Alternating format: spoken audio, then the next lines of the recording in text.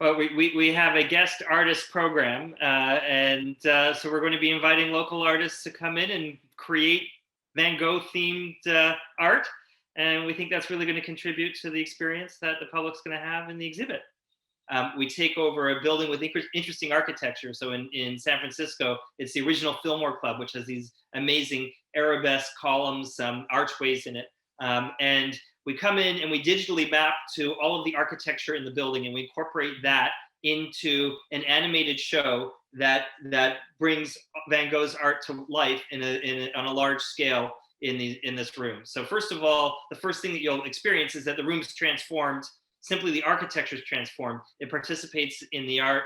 Things that are, linear and straight become quite organic with Van Gogh's art on it. The second thing is just the scale of it, because it's over 500,000 cubic feet of projection. So you're seeing, Van Gogh's painting, across 50 feet of wall. And so that allows you to see the brush strokes, the arts, the paint speckles. They're really, if you're what I call a technique geek, if you're interested in Van Gogh's technique, seeing it on this large a scale is a totally new way to see the art.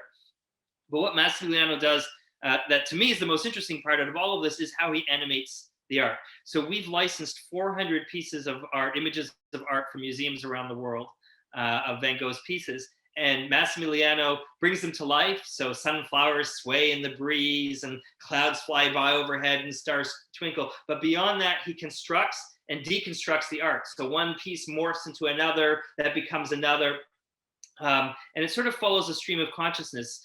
Massimiliano's idea was, for sort of that he departed from in order to create the show, was what is it that Van Gogh saw flash before his eyes in the moments before he passed away, which sounds a little bit grim, but actually it's amazing. And it's a stream of consciousness, exploration of Van Gogh's entire artistic history.